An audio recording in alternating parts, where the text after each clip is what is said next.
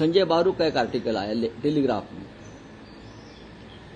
फिर असम में कुछ नेता कांग्रेस के जिस तरह से बोल रहे हैं, बातें कर रहे हैं, उससे राजनीति में एक थोड़ा सा घमासान सा हो गया है। मणिशंकर अय्यर आज शायद नेता नहीं हो गए कांग्रेस के, एक जमाने में थे, लेकिन वो वोकल है, उनका वॉइस लोग सुनते हैं।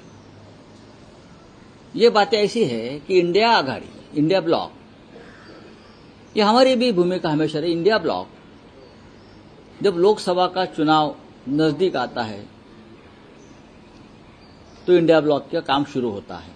तब तक इंडिया ब्लॉक है कहाँ, क्या कर रहा है, उस बारे में कोई एक दूसरे से संपर्क नहीं होता। देश में इतनी समस्या है, राष्ट्रीय प्रश्न है। हम सब लोग बोल रहे कि प्रेसिडेंट ट्रंप ने भारत को गुलाम बना लिया, नरेंद्र मोदी सरेंडर हो गए। ये सरेंडर नरेंद्र मोदी कल मुंबई में आ गए, गेटवे ऑफ इंडिया में एक इवेंट कर दिया फ्रांस के प्रेसिडेंट के साथ। बस उतना ही काम है उनका।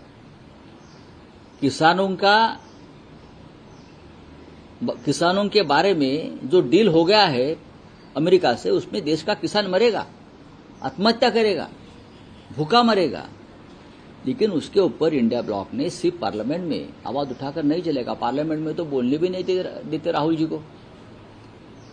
बाहर कुछ हम कर सकते हैं क्या? बहुत सी प्रश्न है इस देश में। मणिपुर का प्रश्न है, लॉ एंड ऑर्डर का प्रश्न है। तो इंडिया ब्लॉक ने हमेशा जागरूक रहना चाहिए, एक दूसरे से बातचीत करनी चाहिए। महीनों महीने, सालों साल किसी से बात नहीं होती।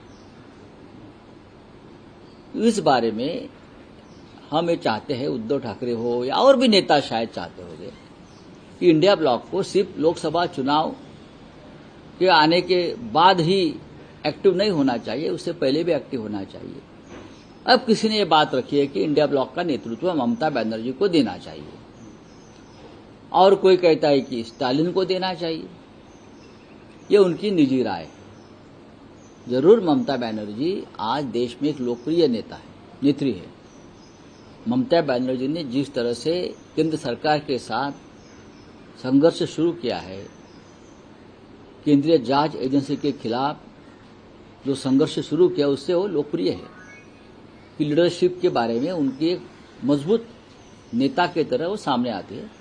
तो सब लोग अपने अपनी बात रखते हैं, लेकिन अगर कोई ये बात रखना चाहते हैं तो इंडिया ब्लॉक की मीटिंग बुलाकर उसमें चर्चा होनी चाहिए, क्या करना है आगे, क्या नहीं करना है।